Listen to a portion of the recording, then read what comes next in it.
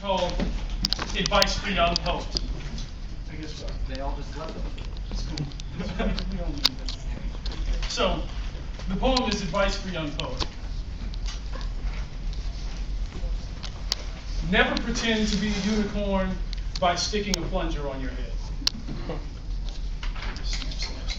So, I like the poem. I think it's fabulous. I mean, I'm sure Jory doesn't like it, but yeah, it's a sentence. Jory doesn't like poems that are sentences. And, well, I like the poem because, you know, never pretend to be a poet by sticking a plunger on your head. It's ridiculous. But it also has this meaning about, or at least this reference to copying, to mimicry, right? Don't pretend to be a poet just by doing something. If all poets stuck plungers on their heads and you wanted to be a poet, is that what you would do? Would you mimic that, follow that up? It's kind of ridiculous. So, to start, to begin with, I don't want to discuss plagiarism as a professor, necessarily. That's one of the things I do. It's one of my roles. But I feel like thinking about plagiarism as a professor leads to this kind of authoritarian situation, right? Where I'm talking to a student, and for me as a professor, I'm invested in the class that we're in. Like if this was English 101, I'd be invested in the dignity and the sanctity of what I think of as our class, our English 101 class. So if you plagiarize, in a way you're denying the dignity of the class or reducing the dignity of it in a way.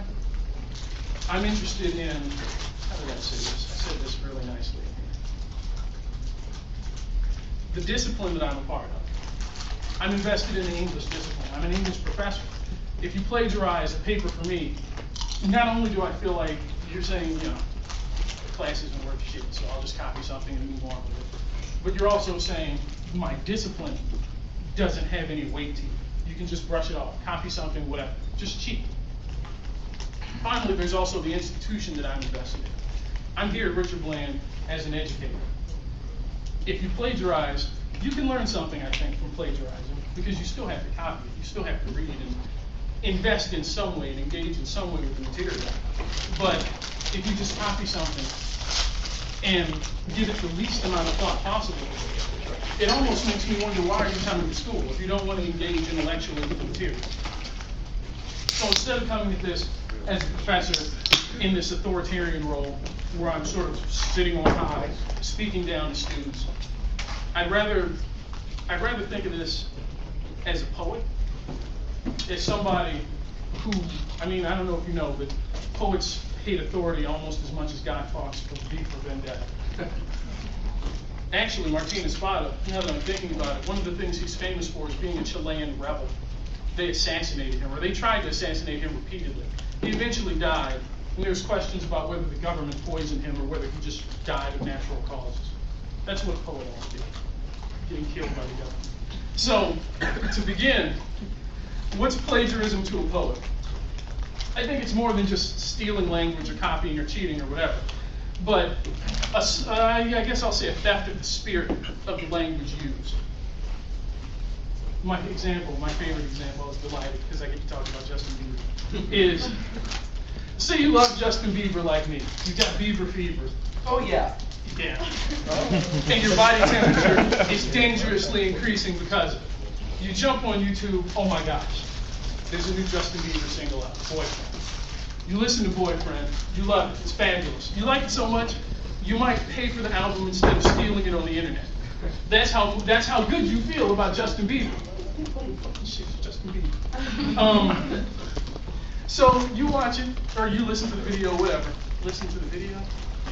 Yeah. And then as you're browsing the internet, looking for things to troll, you come across a song by Dustin Lieber entitled Soulmate. And the song, I don't know if y'all have heard Boyfriend, but Boyfriend kind of goes like, boyfriend, I should be your boyfriend. And it's got like this husky tone, you know? And it's punctuated by a high-pitched chorus. So you listen to Dustin Lieber's Soulmate, and he's like, soulmate, soulmate, I could be your soulmate. And he sings in a high-pitched chorus. If you're like me, your reaction is going to be, what is this trash? You're going to get angry. Because suddenly somebody is stealing from your favorite artist. Somebody is completely How do you say it? Swagger jacking. How do you? Bieber. I don't say that. Actually, that song got me saying swag though. So I'm plagiarizing Justin Bieber. But if your favorite artist suddenly has his material stolen, you can be frustrated with copycat. I think that's a typical response. You're gonna say, well, whatever. Justin Bieber did this better. Justin Bieber did it first. This guy's he's just a loser. He's copying Justin. Justin's amazing. And then I get out of my head. But, you know, generally I figured there'd at least be a rolling of the eyes. And if people were like, I heard this new song, Soulmate, you say, yeah, whatever, it's just Justin Bieber's song. Done by a person who's apparently German. But I'd say that would be a plagiarism. That's a case of plagiarism, easily. The words are taken, slightly changed, the spirit of the song is taken, the format of the song is taken. You basically do as little as possible to come up with a new song as you can, and then release something on the internet. So I think that's kind of a simple example. I think it's kind of easy. So I started thinking about what else I would consider plagiarism. And I was thinking about myself. And when I grew up, I listened to a lot of 80s and 90s rap, you know, NWA, Sugar Hill Gang, and all that good stuff. And so once I go from being an impressionable child to an impressionable young man, and I get into high school and I can dress myself finally, I start wearing blank tees. I start wearing jeans, kind of baggy. I start wearing Timberland boots, you know? I loved the Rough Riders at the time. I loved the Lots. I loved Biggie, Tupac, all that good stuff. So, I don't know how much y'all know about them, but I'm not sure I've ever seen DMX wearing anything other than a white tee, jeans, and boots, unless he was in a prison uniform. So in a sense, I'm plagiarizing my favorite rappers, right? I like them. I like how they dress. I dress like them. Children do it all the time. It's kind of creepy. But my nephew plays this game on the PS3, Infamous, and he'll play at the beginning, and he has the beginning memorized. And the characters say the words, and he says the lines along with them. He has no idea what he's saying. He's just saying it because he likes the game, and he's played it so much that it's embedded in his brain. And I think that's kind of how we get through life.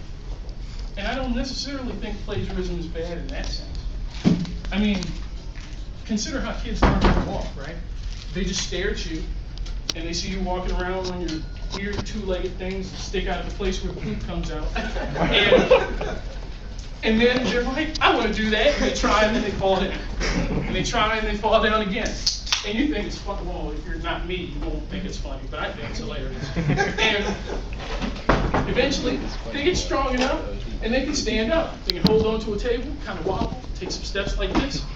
Pretty soon, motherfuckers are running and jumping and flipping.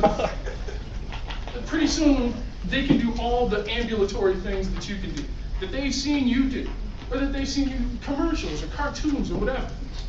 They learn through mimicry. That's how they learn how to talk. You come to the kid and you're like, can you say Uncle Quintus? Can you say Uncle Quintus? And they're like, you get good. Babies. But eventually, one day, Uncle Quintus comes out. And you're like, shit, it's a miracle. But really, they're just mimicking you. They learn how to make the sounds that you can make. They learn how to smile because we smile at them. They learn how to laugh, partially because it's sort of a defense mechanism for babies, but also partly because, you know, they hear you laugh. When you find something funny and you laugh, I don't know if this ever happened to you, but babies will laugh along with you, just because you're laughing and they copy you.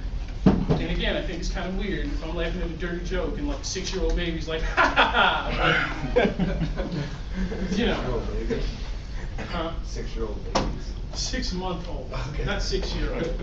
Although some people breastfeed 6-year-old. But that's neither here nor there. My point is, I think we exist as humans because of certain kinds of plagiarism. I think that's what allows us to function in the world. We wouldn't learn how to write if we didn't copy the letters that we see written by other people.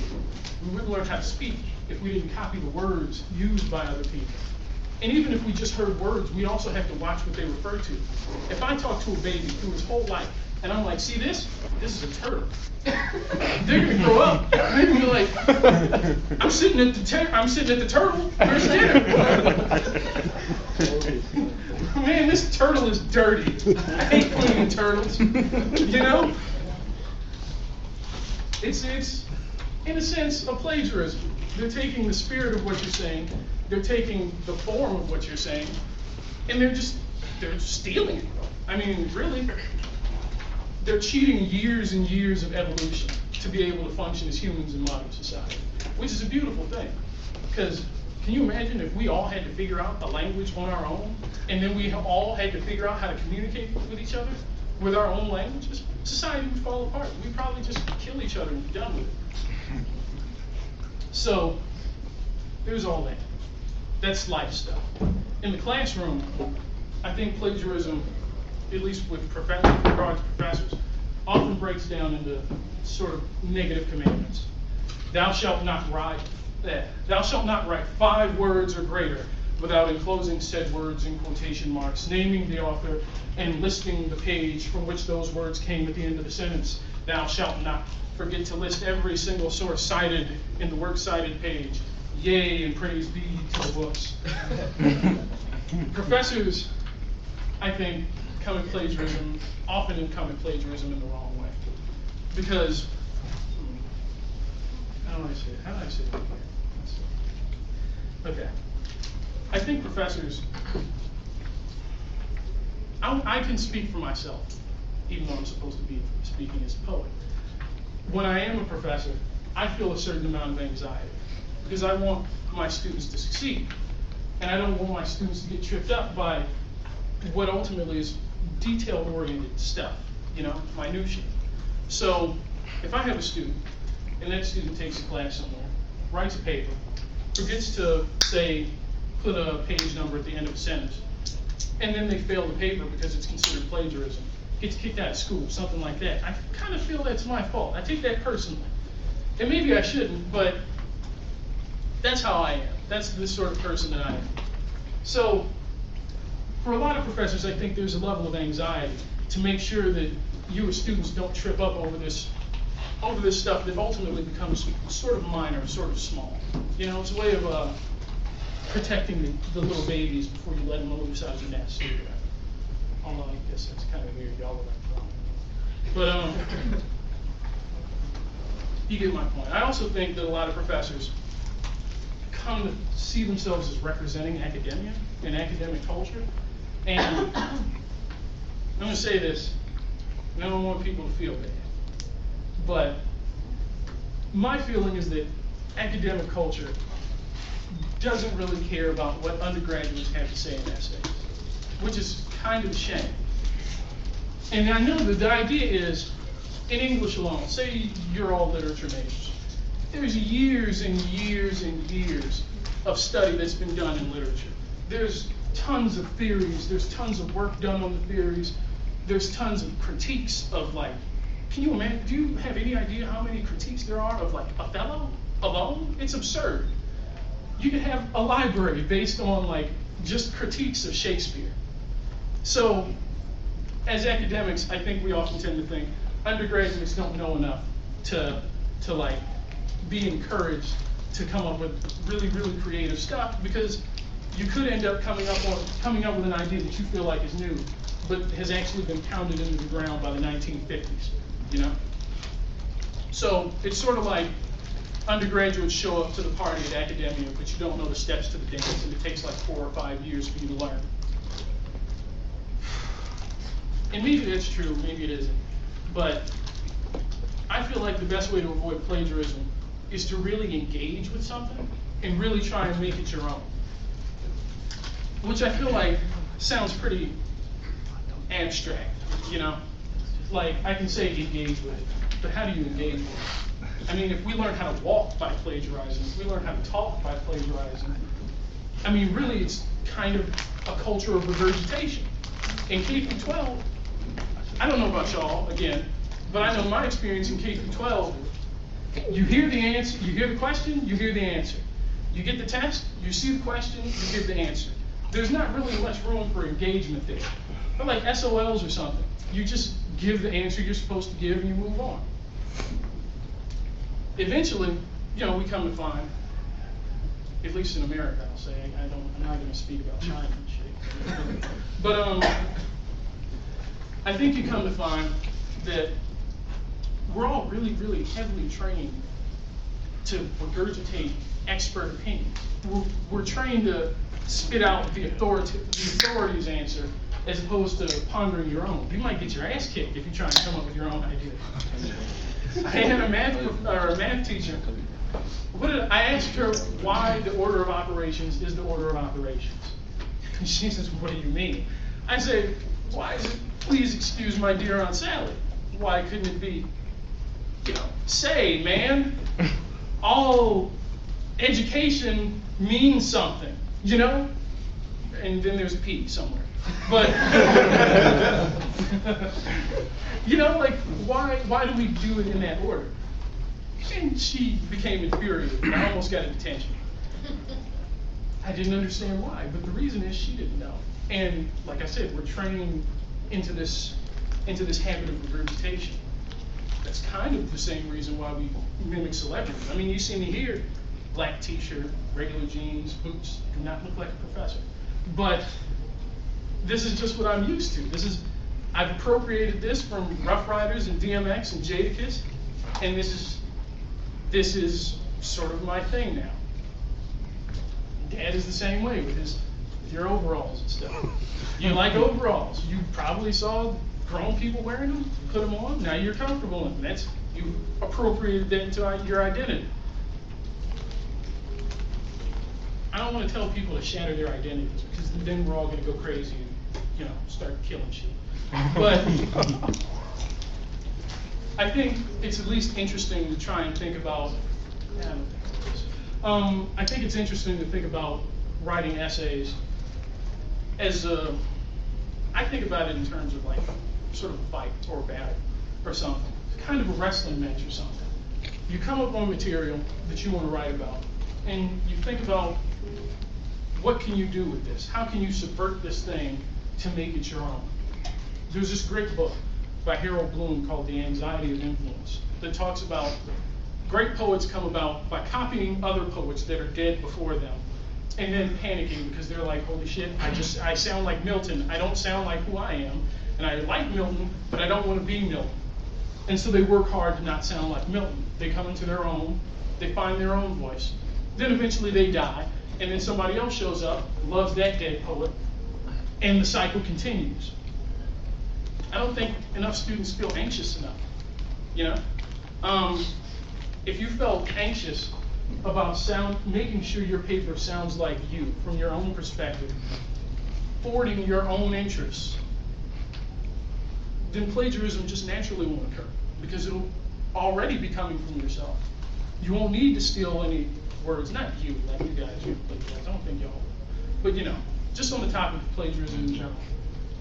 Theft of language, theft of the spirit of language won't be necessary, because you'll already be engaged, you'll already have stuff to say. Instead of using sources to say things for you, using Spark Notes to like put down a summary of Othello or something, you'll already know about Othello. You'll already have a point of view and a perspective that you're expressing. You find sources because they back you up, not because they're expert opinions, not because, you just need something to say something in this paper so you can hurry up and finish it. Get on whatever works-cited website there is to do works-cited pages, and then call it a night. Because I know students like to write stuff in the middle of the night instead of the week before. But, which I have a bad habit of doing too. Let's see. I feel like I left out something that I did want to say that I had, but I'm not sure if I remember. Oh boy, I started talking about suicide. Okay, that's dark. Oh boy. All adults here. Well, yeah. I'm not graphic, man. What are you defining adult as? See, you gotta be careful about like legal age too. Whoa now. Don't be talking about legal age. Well, I'll just read you the paragraph, because I think this is interesting. In a sense, plagiarism is necessary to live. It helps us enter into and participate in established communities.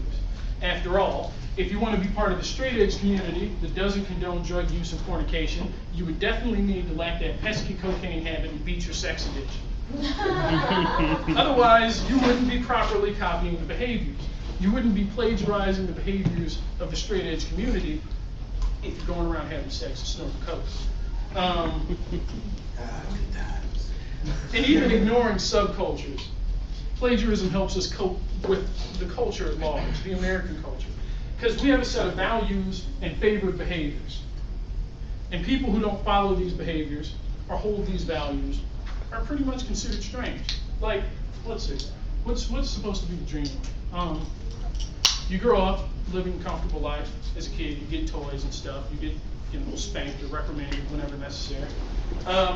You get through school, relatively good student, you get a degree of some kind, you work in a field that you presumably want to work in, you find somebody who's of the opposite sex, you produce children.